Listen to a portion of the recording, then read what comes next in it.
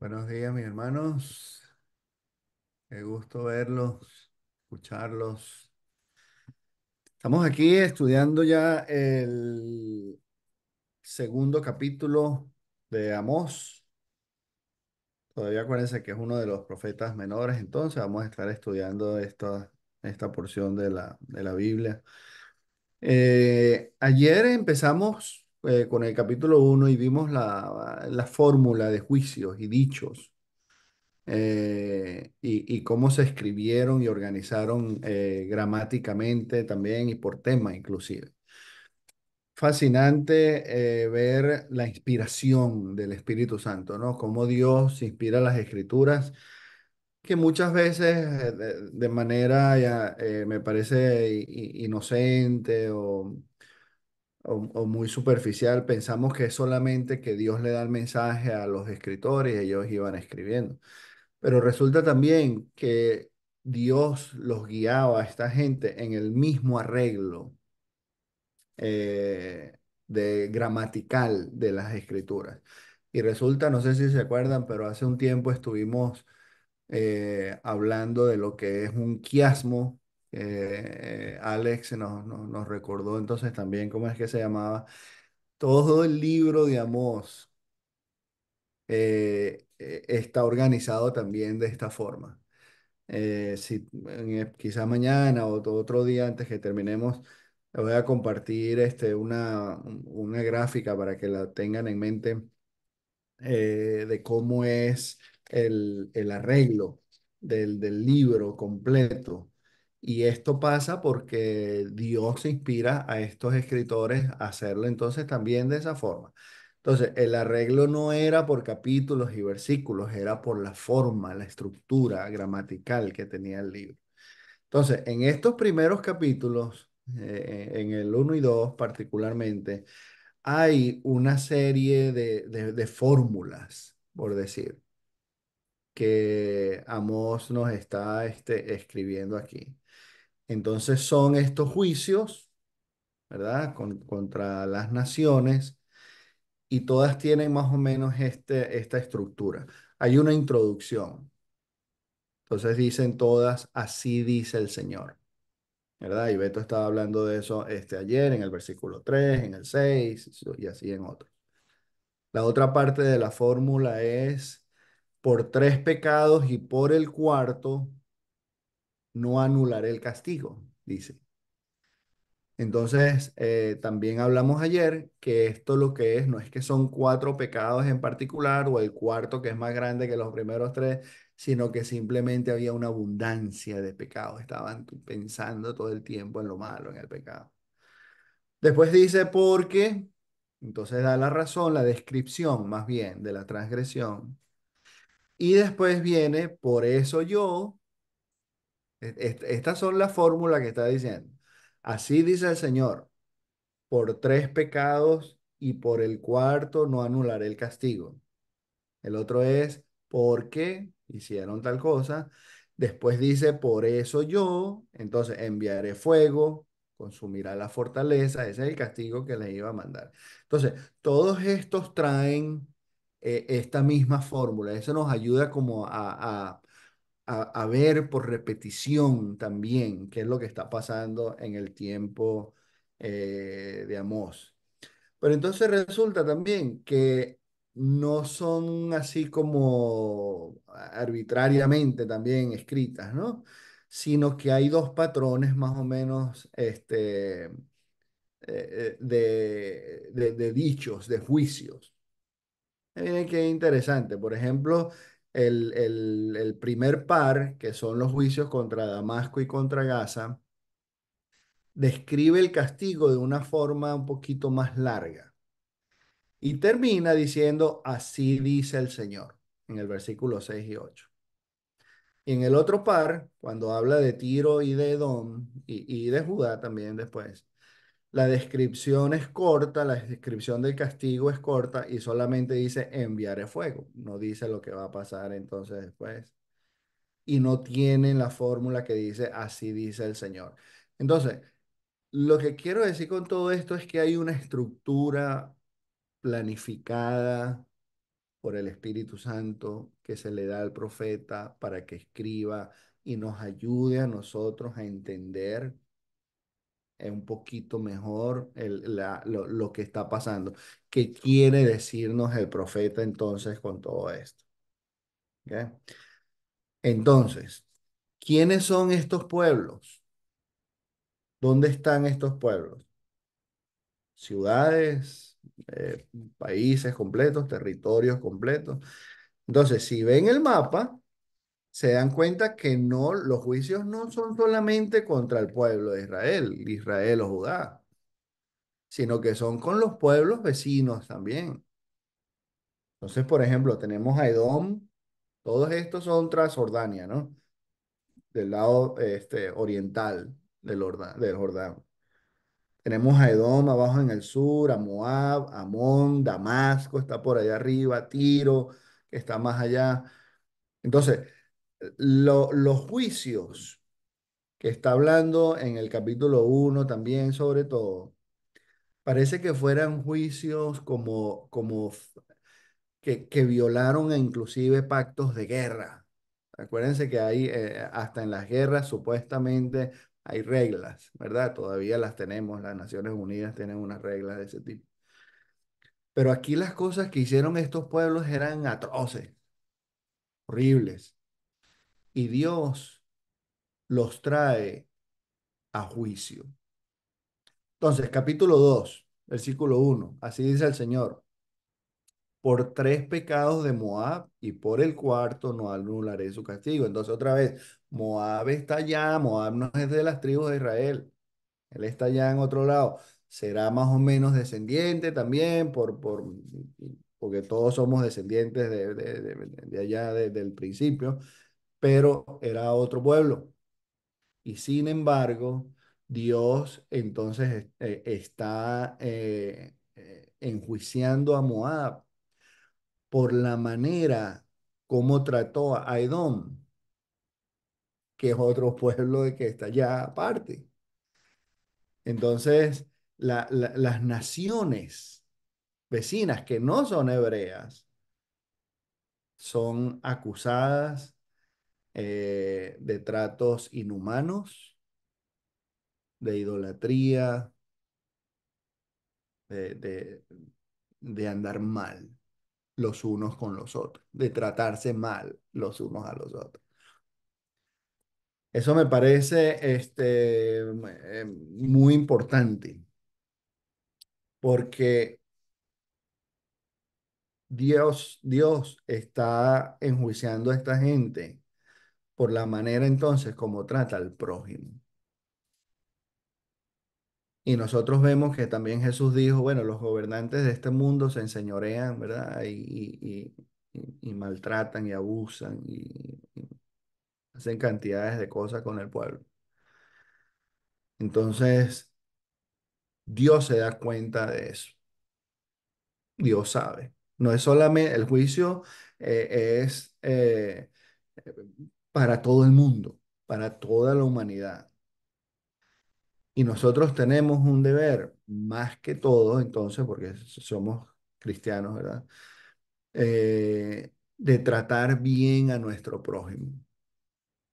Eso es lo que tiene que ver con la justicia. Cuando Jesús habla de la justicia en el Sermón del Monte, por ejemplo, bienaventurados los que tienen hambre y sed de justicia. Entonces tiene que ver con un trato eh, justo, de beneficio, de bendición hacia los demás. La justicia no puede ser que todo es para uno, para un grupito, para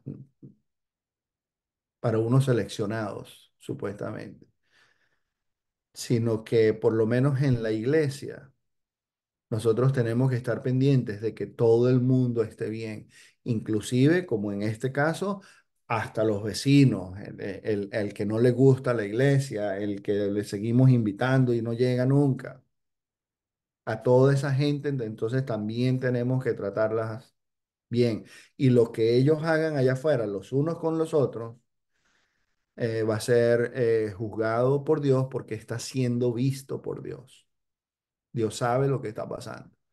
Entonces, en estos capítulos que están acá, en estos versículos, estamos viendo un juicio sobre el maltrato entre la gente. Yo no sé si han escuchado alguna, yo no me acuerdo si yo he dicho eso antes o no, pero sí he escuchado gente que habla de la cruz, ¿verdad? Como una manera en la que nos relacionamos horizontalmente con la gente, ¿verdad? Que nos tenemos que relacionar bien con la gente, y la otra es vertical con nuestra relación con Dios. Es una figura bonita que sí, sí, sí aplica, ¿verdad? Pero el sentido es que en estos versículos que estamos viendo que sí tenemos que tratar bien a la gente, a nuestros vecinos, hasta los supuestos enemigos. El que te cae mal, el que va en contra, el que piensa diferente. Nosotros no podemos estar oprimiendo. Claro que no vamos ahorita sería una cosa de una loquera que llegáramos a extremos así como estos, ¿no? Por ejemplo, dice en el capítulo 1 que leímos ayer, versículo 13, así dice el Señor, por 3 pecados de Amón y por el cuarto no anularé su castigo, porque abrieron el vientre de las mujeres embarazadas de Galaad a fin de extender sus fronteras. Solamente por tener tierra hicieron eso. ¿Qué hace la gente para ganar cosas para sí mismos? Entonces, no estamos en ese ambiente nosotros, aquí nadie, pero lo hacemos de otros niveles. A comparación con esto sería casi nada, pero de todas maneras, ofendemos, oprimimos, menospreciamos, apartamos, marcamos al que no nos gusta, al que nos cae mal, al que no nos interesa mucho, al que no nos sirve para nuestro beneficio, nuestros propósitos. Entonces, el trato con la gente es importante, es muy importante. Y Dios está dando la autoridad, porque Él tal la tiene, Dios tiene la autoridad de juzgar hasta el que no es de su pueblo. ¿Cómo se van a estar tratando ustedes allá así, de esa forma tan horrible? Pero entonces resulta que después cuando viene el juicio sobre Israel y sobre Judá, entonces cambia un poquito. Y sobre todo con el de Judá, entonces sí tiene que ver ya con la misma ley. Ya no es tanto con el pueblo, con otra gente, con el pueblo, sino con la misma ley. Dice el versículo 4, capítulo 2. Así dice el Señor, por 3 pecados de Judá y por el cuarto no anularé su castigo, porque rechazaron la ley del Señor. Entonces esto es lo que está hablando de la relación vertical, ¿verdad? La horizontal con la gente no podemos estar dañando, no podemos estar ofendiendo, no podemos estarle haciendo cosas a la gente. Esta es la parte entonces de nuestra relación con la misma ley divina, con la palabra de Dios, con la autoridad divina. ¿Qué hago yo con ese Dios tan santo y tan poderoso y tan amoroso? Entonces, cuando rechazamos la ley del Señor, también esto tiene como consecuencia juicio divino. Porque rechazaron, ahí está la misma fórmula, por 3 pecados de Judá y por el cuarto no anularé su castigo, porque, ¿por qué los voy a castigar? Porque rechazaron la ley del Señor y no obedecieron sus estatutos, porque se dejaron descarriar por falsos dioses tras los que anduvieron sus antepasados. Por eso, esto es lo que va a pasar. Yo enviaré fuego sobre Judá que consumirá las fortalezas de Jerusalén. Bien triste porque Jerusalén a la final sí quedó destruido. Todo esto eh, trae a la mente el mandamiento más importante. Entonces Jesús le pregunta, maestro, ¿y cuál es el mandamiento entonces más importante? Él habla de este mismo tipo de relación, la relación que tenemos con Dios primero y después entonces con la gente. ¿Ok? Y allá en Mateo, en el capítulo 22, tenemos que dice la pregunta, ¿cuál es el mandamiento más importante? Le preguntan singularmente, ¿verdad? Hay un mandamiento, ¿cuál es? ¿Cuál es ese mandamiento que es más importante? Jesús dice, ama al Señor tu Dios con todo tu corazón, con toda tu alma y con toda tu mente. Este es el primero y el más importante de los mandamientos. El segundo, entonces importa también, la pregunta es ¿cuál es? Y él les da dos. El segundo se parece a este. Ama a tu prójimo como a ti mismo. No podemos pensar nosotros que vamos a menospreciar a la gente y que Dios no se va a dar cuenta. No podemos oprimir a nadie de ningún tipo, de ninguna forma, ni de palabra, ni de hecho, ni de sentimiento.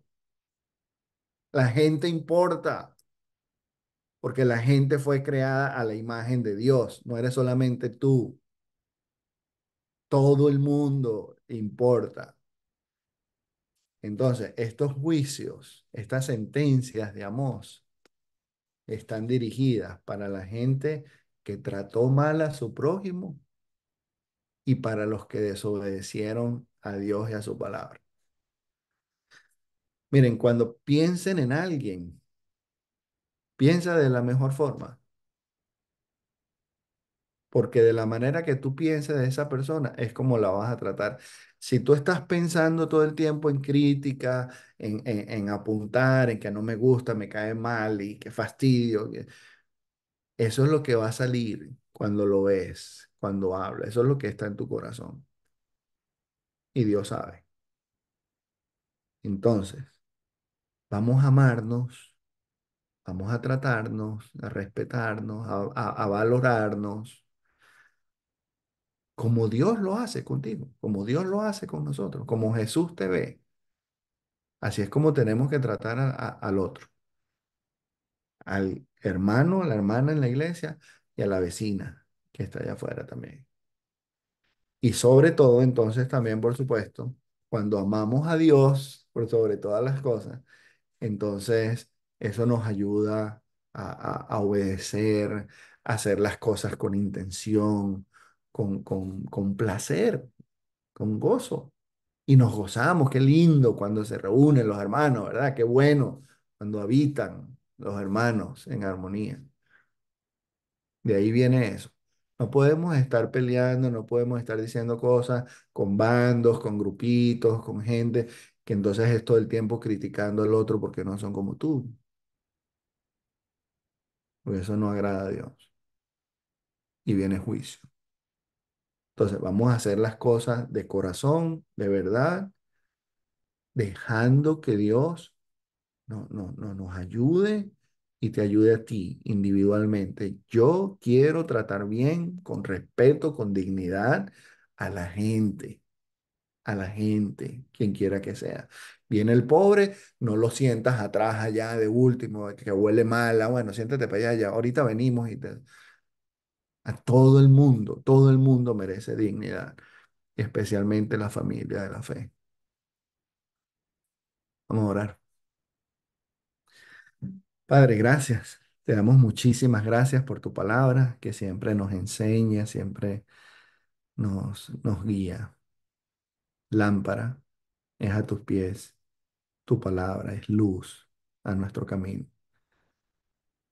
Te pedimos que nos ayudes a seguir transformándonos, a seguir cambiando a la imagen de tu Hijo, que nosotros podamos tratar a la gente como Jesús lo hizo. Te pedimos que nos ayudes a negarnos a nosotros mismos y a tratar con cariño, con dignidad, con amor a la gente que nos rodea y a los que no tenemos cerca también, a los que no son hijos tuyos todavía. Sobre todo te pedimos que nos ayudes a tener corazones blandos para seguir confiando, creyendo en las cosas que no se ven, las cosas que son eternas. Ayúdanos a perseverar hasta el fin, Señor. Te damos gracias otra vez por esta mañana por tu palabra que nos guía y nos ayuda a meditar en tus cosas, en las cosas celestiales. Te pedimos la bendición y te damos las gracias a través de tu Hijo, nuestro Señor Jesús. Amén. Bendiciones, mi hermano.